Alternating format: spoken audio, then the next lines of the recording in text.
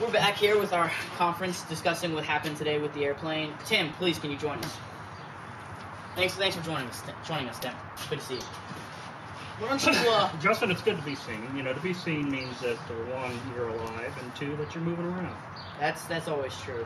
So it looks like we had a couple issues there early on in the afternoon, but it looks like you came through in the end. Well, here's the thing. We've been working on this project for over 3 years, and the engine was purchased used, although it's supposed to be in good shape. You know, you never know for sure until after you actually get it running and you fly it for a while with that engine, before you know if it's really a good engine or not. But what kind of engine is it? This is a Lycoming IO540, and it's designed specifically for aircraft usage. It's air-cooled, it's fuel-injected.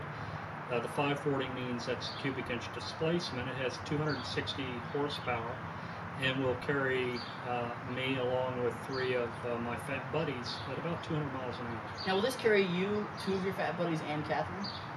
It'll carry, if you can get it in the door, we're going to go flying. Oh, yes. Now, again, you know, that's an off-the-cuff remark. Of course, we'll still fly within the rules and the regulations established by the FAA in terms of staying within the envelope and, you know, gross weights and etc. So, you know, we follow the rules. Safety is paramount. That's step number 1. We are safe, you know, before we are anything else. All right, so let's get back. We were seeing an issue with cylinder number 6 not firing. Why don't you go ahead and explain that? What were the first steps you took in troubleshooting this issue? The very first thing that happened the very first thing I noticed after I started it up is I powered up the EIS, which is the Engine Information System, which is an electronic display on the instrument panel.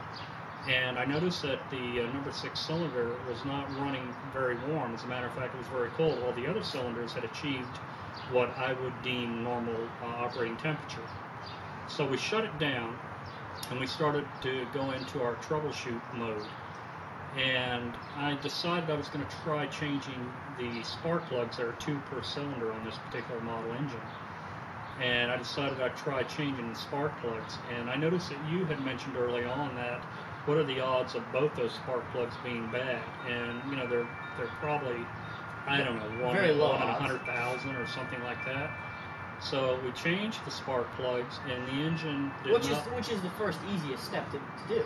Well, yeah, the very first thing you do is you kind of do a cursory look around to make sure you don't see anything like wires off or, you know, mismarked or in the wrong location. Now, we checked over the engine several times before we started it up over the course of the last week. And what we actually found was there was the number 2 and number 6 cylinder I had removed and sent out and had them overhauled. And number 2 and number 6 being the cylinder we're talking about right now. Right, and number 6 cylinder, which is the last one on the left side as you're sitting inside the airplane. All the other cylinders, the other 5 cylinders, had actually plugs in a tapped hole where you can use, except for number 5 cylinder, actually had a fitting that allowed us to get our vacuum reading off the engine.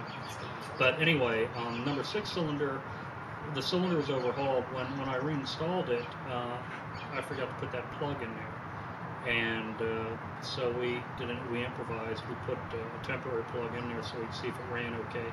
We'll be buying a new one from one of the vendors we've been dealing with over the course of the last 3 years, Aircraft Spruce, and we wanted to get a plug in for them, you know, because they're not really paying us to do that, but I decided to do it anyway.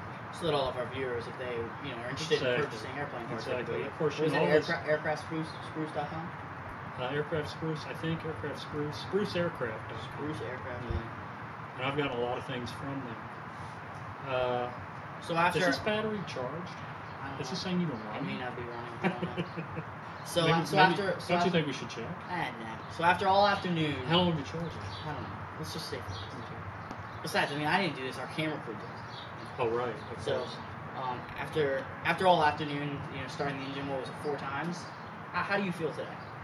I feel really good now. First time I started up and I saw that number 6 dead cylinder, you know, I didn't feel real comfortable. I wasn't real happy with that. Right. But the minute I saw that opening, and it's a real teeny little hole. It's only about that big. And you know, I saw it last week, and I thought to myself, you know, I need to plug that up before I start it.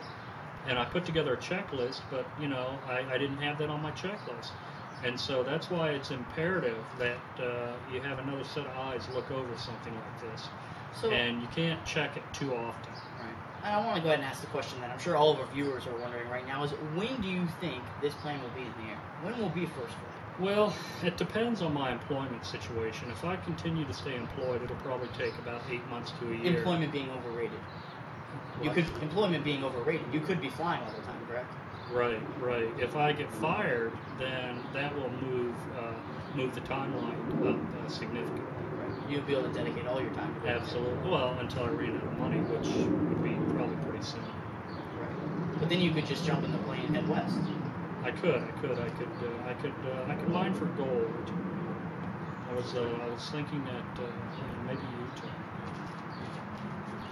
Thank you, ladies and gentlemen, for joining us this afternoon. Take care.